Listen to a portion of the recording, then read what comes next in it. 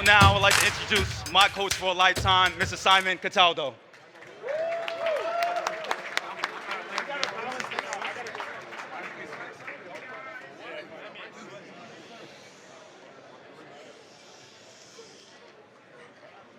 That's the first time you guys have shushed yourselves. Get a clap. Typically, I'm asked to speak at events like this about the historical arc of Harlem Lacrosse, and tonight's different. Tonight is special. Tonight, I'm going to tell you about a 7-month period in 2009. And I'd like to invite all of you to join me in going back to March of 2009. We had been practicing on the handball court beside Frederick Douglass Academy for several months. We had used equipment, much of it donated from my hometown of Concord, Mass. We had just a few balls for each practice, which would invariably, as Daniel mentioned, all be lost to the other side of the fence within 45 minutes, at which point I would blow the whistle and everyone would go to the line for sprints and laps for the next hour and 15 minutes. About a year later, the bodega across the street would start selling lacrosse balls, but we weren't there yet. We had a first aid kit that had to be replenished with Band-Aids every single practice because of scraped knees. We had a clipboard, we had a whistle, and we had each other. When it rained, we still played on the concrete. When it snowed, we stayed inside and ran laps around the second floor hallway and up and down the stairs. At the beginning, that's what lacrosse was for us. And for the privilege of participating, they got mandatory study halls at lunchtime and after school. There were so many days when you could have quit. By March, I realized that these boys were getting good enough to compete. There were no other middle school lacrosse teams in New York City public schools, so I called all of the Ivy Preparatory League private day schools. And either there'd be no response or it was something like, "That's nice what you're doing, our schedule is full." A friend connected me with Mount St. Michael's Academy, a Catholic high school in Westchester, which had just started a lacrosse team for their high schoolers, and a bunch of football players were playing lacrosse. So we went up and played them. We got to the first face-off, and from the wing, Kevin Goshorn, Kevin, where are you? You can't, 110 pounds, soaking wet, runs at 20 miles an hour into the middle of the field, and smack, he's cut down by a kid who looked like he'd be playing linebacker at Rutgers in a year. There were 2 parents there. One of them was Kevin's mom. The other one was my boss. And, we go in, and we peel Kevin up. He's okay. 9 years later, he was the captain of Haverford College's lacrosse team.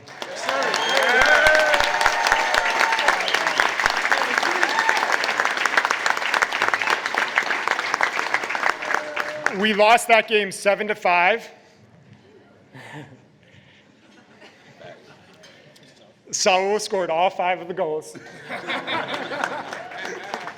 He let Kamau assist on one of them. Hey. Daniel ran down that field like his feet weren't touching the ground. It was a beautiful thing to watch, and it hardly mattered that most of the time he had dropped the ball at the other end and didn't even know. Carlos had 32 ground balls. I checked my notes. 29 were ground balls that he dropped. But I was so proud, and the next day the principal, Dr. Hodge, may he rest in peace, went on the loudspeaker and talked about our achievement and talked about Saul's scoring, and we had something. So I kept calling the Ivy Prep League teams. A modest name, by the way, that league.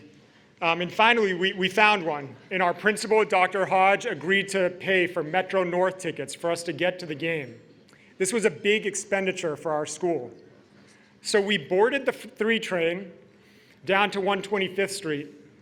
We walked across Harlem, took in all the weird looks, got to the Metro North, and rode up to Westchester. Then we got off the train. We walked a mile to the school up a very steep hill, and it started to rain. And I can remember, and I can see, and I can hear the kids' sneakers slipping on that pavement as they walked, because most of them were only about twice the weight of the equipment they were carrying. And so we waited in the school's cafeteria overlooking a beautiful field. They were so excited to play on this field. And we saw the referees arrive, and meanwhile the coach came to me and expressed some surprise at the size of the kids on our team. We waited, and about an hour later we were told by a coach on the other team that the game had been canceled due to lightning. And I hadn't seen any lightning. So we lugged our stuff back to Harlem. We hadn't even played the game, and it was after 8 p.m., just when we got to the school. The boys were distraught. They knew something wasn't right. I was 22 years old and didn't know how to explain what had happened. And I thought that might be it for us. It was a Friday, and I didn't know if anyone would show up at practice the next week. So I had to go to school the following day for test prep. And as I'm walking up to school, there are the kids. They're on the handball court practicing. And that's what they kept doing, with the exception of one other game against Mount St. Michael's, which we lost. And it's actually funny that Daniel said we kept losing and losing.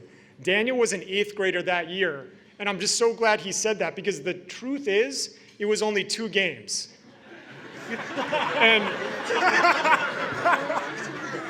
But that was everything. That was everything that they had. And they just kept practicing through the summer, through the fall, and finally, I got one of those Ivy Prep League teams to say yes. The athletic director was black, and he coached the game himself. So much of the special education staff and a cohort of parents came to see that game. Our goalie was suspended, so naturally Robert, who had lost his glasses and was legally blind, played goalie. And it didn't matter. We were better. We won 11-5.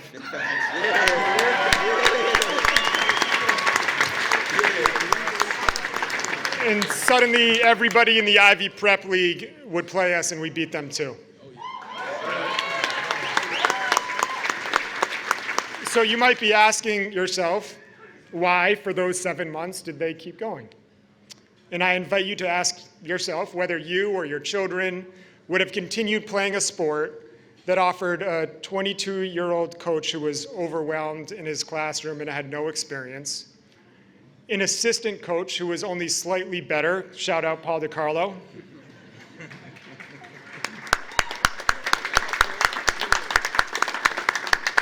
a handball court, inadequate equipment, no transportation, practices that involved mostly running, physical punishment, and bloody knees. Out of balls 45 minutes in, and we were on the line. Well, we talked about that. We would take a knee at practice, and we would consciously and explicitly make the decision that it was worth persevering for the benefit of kids who we didn't know. For those who would come after them on the handball court, as 11 and 12 and 13-year-olds, they did it for other children who they did not know. Think about that. They made that decision, that commitment, and they followed through. And I promised them only 2 things in return. One, that I'd keep showing up every day, and if they did this, they'd be remembered. Well, look at what you did, fellas.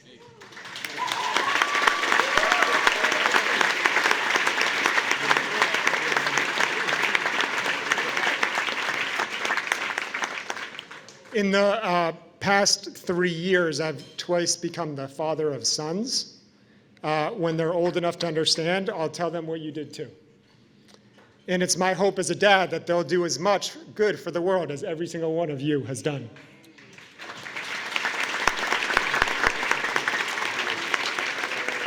Now, for everybody who's here, everyone who's joining us virtually, I'd ask you simply to do what the young men behind me did when they were kids. Give everything you can for kids who you don't know, but who deserve a chance. And just look at how much good you can do. Chris Baldwin has lived by those words. He's the other person we're honoring here tonight. Many of you are here because of Chris. what makes Chris great is hard to describe because in my view, Chris's unique attribute does not concern his professional accomplishments, which are considerable, but instead the way he makes people around him feel. If he's got your back, you feel bold, strong, courageous, and inspired. When I first met Chris in 2011, I needed a dose of that feeling. Harlem Lacrosse at that point was still only an idea. We had no money, little proof of concept, and importantly, we had no real connection to the lacrosse world. I heard there's 470 people here. I'm probably about the 300th best lacrosse player because I assume 170 of you do not play lacrosse. The vast majority of nonprofits die at the stage that we were at when I met Chris. And at a random diner one morning in New York. And Marty Barrington, if you're watching, the introduction you gave me to Chris was one of the greatest gifts that I've ever received. It was a fairly bold introduction because Chris really had no business getting involved with our little rinky-dink operation. He was nearing the peak of his career. He was chairing the board of a major hospital, and he was balancing a deep commitment as a father, a husband, a son, a brother, and an uncle. The man had much more important things to do than eat a bagel with me that morning. And I don't know what it was that made Chris say yes right away. Maybe it was his working class upbringing. Maybe it was the underdog mentality he acquired as a result of his siblings getting all the good genes in the Baldwin family. Maybe it was the fact that Chris wildly outkicked his coverage in marriage and consequently stayed humble despite his many successes. But Chris chose us. So it's my job now to tell you what Chris won't say when we drag him up here in a moment. The numbers he's going to be talking about, the student achievement, the successes, the depth and breadth of our mission, that doesn't happen without Chris.